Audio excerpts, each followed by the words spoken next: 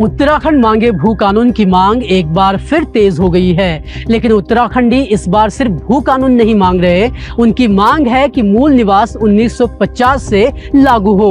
उत्तराखंड मांगे भू कानून की एक सीरीज के पिछले 2 वीडियो में हमने आपको बताया कि भू कानून को लेकर उत्तराखंड की मांग क्या है और क्यों उत्तराखंड अनुच्छेद 371 लागू करवाना चाहता है। सीरीज के इस वीडियो में हम आपको बता रहे हैं कि मूल निवास 1950 से लागू करने की मांग आखिर है क्या।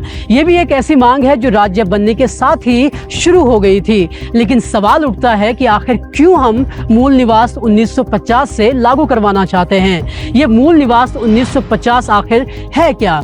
मूल निवास 1950 से अगर लागू होगा तो इससे आपको यानी कि उत्तराखंडियों को क्या फायदा होने वाला है। और एक सवाल ये भी अक्सर उठाया जाता है कि जब उत्तराखंड के साथ ही अलग राज्य बने छत्तीसगढ़ और झारखंड में मूल निवास 1950 से ही लागू है तो उत्तराखंड में ये क्यों नहीं हो पाया। मूल निवास से जुड़े हर सवाल का जवाब लेकर हम आपके बीच हाजिर हैं।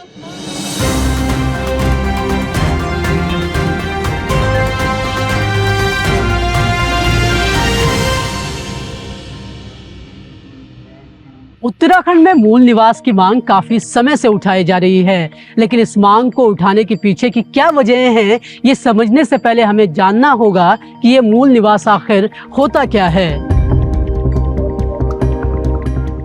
हर राज्य की सरकार अपनी राज्य की जनता को लाभ पहुंचाने के उद्देश्य से कई योजनाएं चलाती हैं। इनमें से कई योजनाएं ऐसी होती हैं जो सिर्फ राज्य के मूल निवासियों के लिए ही शुरू की जाती है, क्योंकि भारत के एक राज्य का नागरिक देश के किसी भी दूसरे राज्य में रह सकता है। ऐसे में ये तय करना मुश्किल हो जाता है कि कौन राज्य का नागरिक है और कौन नहीं। और इसी समस्या का समाधान है मूल निवास प्रमाण पत्र।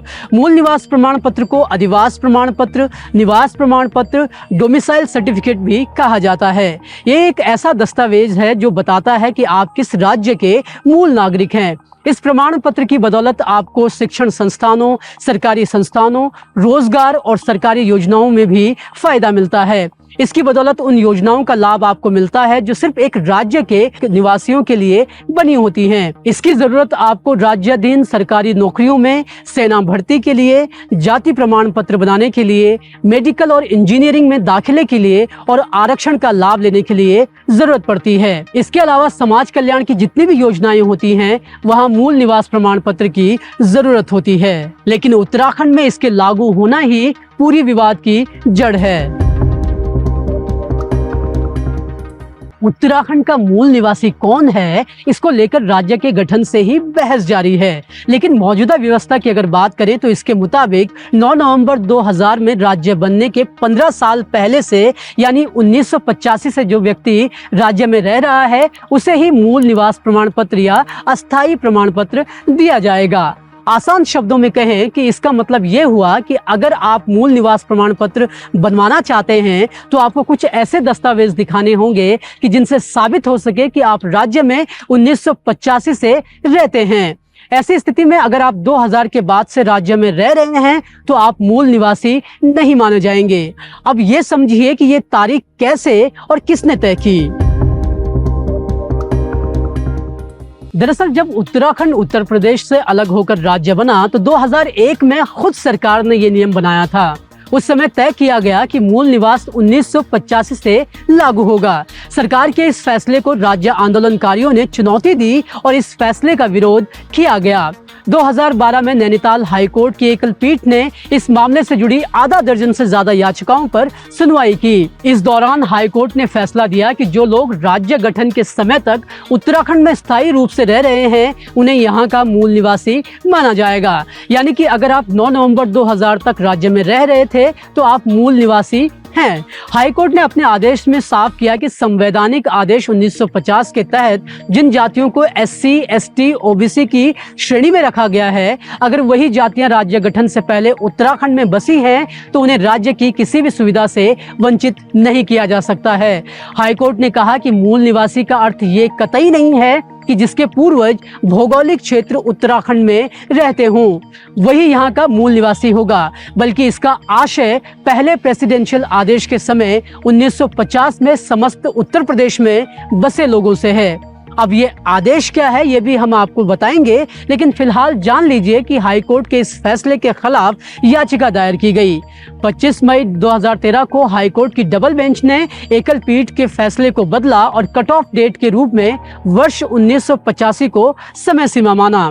हालांकि याचिकाकर्ताओं ने हाईकोर्ट के इस फैसले को भी सुप्रीम कोर्ट में चुनौती दी और 3 मार्च 2014 को सर्वोच्च न्यायालय ने इस याचिका को खारिज कर दिया और उच्च न्यायालय के फैसले को बहाल रखा। और राज्य सरकार ने भी चुपचाप पहले हाई कोर्ट और फिर सुप्रीम कोर्ट के फैसले को मानते हुए मूल निवास को 1985 ही रहने दिया। राज्य सरकार की तरफ से इन फैसलों को किसी तरह की चुनौती नहीं दी गई। अगर दी गई होती तो शायद आज मूल निवास की मांग नहीं उठ रही होती। देखिए 2000 में सिर्फ उत्तराखंड ही नहीं बल्कि झारखंड और छत्तीसगढ़ भी अलग राज्य बने थे। ऐसे में जब यहाँ भी राज्य गठन की प्रक्रिया चल रही थी तो मूल निवास का मुद्दा यहाँ भी उठा, लेकिन छत्तीसगढ़ और झारखंड ने बिना किसी वाद विवाद के मूल निवास 1950 को ही लागू किया। लेकिन उत्तराखंड में सरकार ने अपनी ही मर्जी चलाई और उसका परिणाम ये है कि आज भी मूल निवास को लेकर आंदोलन जारी है। ये राज्य तो 2000 में बने, लेकिन इससे पहले भी मूल निवास का मुद्दा उठ चुका है। देश में सबसे पहले मूल निवास और जाति प्रमाण पत्र का मामला सन 1977 में महाराष्ट्र में उठा था। महाराष्ट्र सरकार ने केंद्र सरकार के दिशा निर्देशों के अनुसार एक आदेश जारी किया था, जिसमें कहा गया था कि 1950 में जो व्यक्ति महाराष्ट्र का स्थायी निवासी था वही राज्य का मूल निवासी है। भारत सरकार के इस आदेश को सुप्रीम कोर्ट में चुनौती भी दी गई थी। इस पर सुप्रीम कोर्ट ने कहा था कि राष्ट्रपति के दिनांक 8 अगस्त और 6 सितंबर 1950 को जारी नोटिफिकेशन के अनुसार जो भी व्यक्ति इस स्थिति को जिस भी राज्य का स्थायी निवासी था वो उसी राज्य का मूल निवासी माना जाएगा और जाति प्रमाण पत्र भी उसी राज्य से जारी होगा। सुप्रीम कोर्ट ने इस फैसले में ही नहीं बल्कि कई अन्य फैसलों में भी इस बात को दोहराया। सुप्रीम कोर्ट ने अपने कई फैसलों में भी ये साफ किया कि रोजगार, व्यापार या अन्य किसी काम के लिए कोई व्यक्ति अगर किसी दूसरे राज्य में रहता है तो उसे उस क्षेत्र का मूल निवासी नहीं माना जाएगा। मूल निवासी सिर्फ वही होगा जो 1950 के नोटिफिकेशन के मुताबिक लागू होगा। एक सवाल जो अक्सर पूछा जाता है कि जब छत्तीसगढ़ और झारखंड में निर्विवाद रूप से 1950 से ही मूल निवास माना गया है तो उत्तराखंड सरकार क्यों इसको लेकर पीछे हट रही है। आंदोलनकारी इसकी एक वजह वोट बैंक को भी बताते हैं। आंदोलनकारी आरोप लगाते हैं कि उत्तराखंड की सरकारों ने वोट बैंक और अपने राजनीतिक हित के लिए कभी भी इस पर स्टैंड नहीं लिया।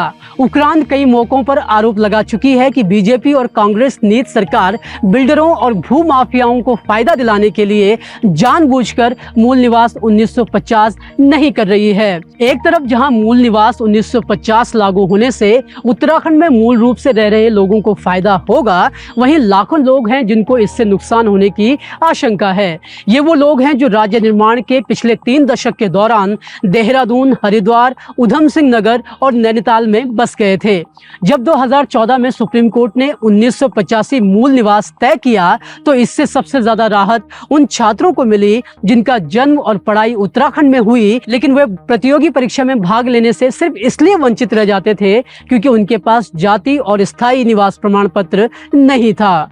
आंदोलनकारियों का कहना है कि ये वही वोट बैंक है जिनके लिए राज्य सरकार मूल निवास 1950 लागू करने के लिए तैयार नहीं है। आंदोलनकारियों का कहना है कि उत्तराखंड राज्य बनने के बाद मैदानी क्षेत्रों में बसे बाहरी लोगों ने यहाँ अपने उद्योग धंधे मजबूत कर लिए हैं।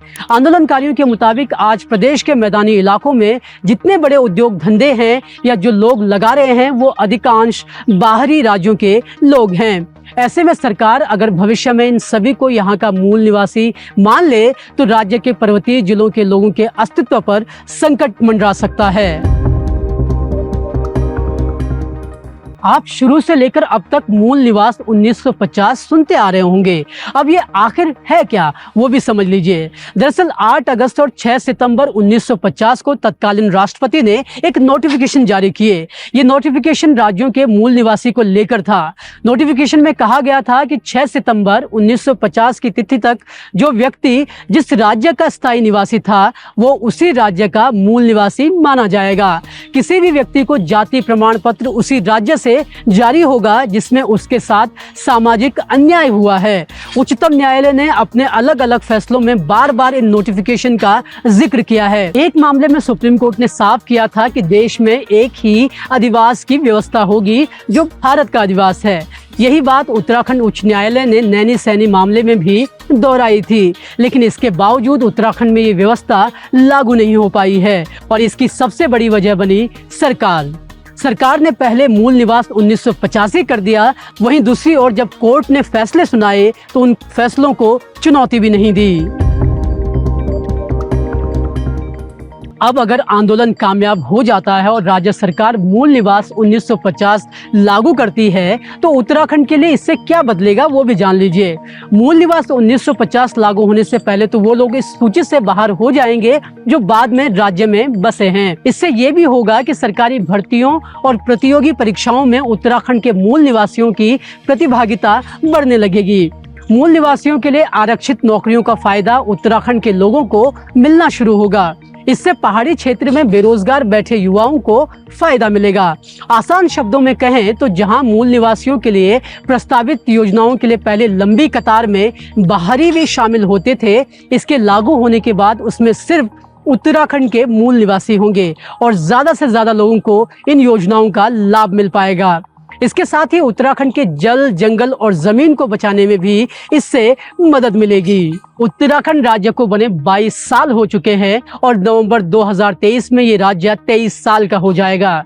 लेकिन भू कानून का मुद्दा हो चाहे 371 का या फिर मूल निवास 1950 का, इन मुद्दों पर आंदोलनकारी लड़ते तो रहते हैं लेकिन सरकारों के कानों में जू नहीं रेंगती। एक बार फिर उत्तराखंडी मशालें उठाकर सड़कों पर हैं। अब देखना होगा कि ये सरकारें झुकती हैं या फिर आंदोलन शांत हो जाएंगे फिर कभी और दिन उठने के लिए। खैर, उत्तराखंड में भू कानून 371 और मूल निवास की मांग पर सरकार जल्द फैसला लेती है या नहीं ये तो वक्त ही बताएगा। लेकिन बाहरी लोग किस तरह उत्तराखंड में एक और मुसीबत खड़ी कर रहे हैं और कैसे सरकार इस मुसीबत को खड़ी होने दे रही है, इस पर देखिए हमारी ये खास रिपोर्ट। तब तक जरूर बताइएगा कि आपको हमारी ये प्रस्तुति कैसी लगी। आपका कोई सवाल या सुझाव हो तो कमेंट बॉक्स में जरूर बताएं। कोई तथ्य जो हमसे छूट गया हो और वो आपको पता हो तो कमेंट बॉक्स में लिखें ताकि हम भविष्य में उसको शामिल कर कुछ पेश कर सकें। फिलहाल इस रिपोर्ट को देखने के लिए आपका धन्यवाद और अगर आपको हमारा काम पसंद आए तो शेयर, लाइक और सब्सक्राइब जरूर कीजिएगा। धन्यवाद।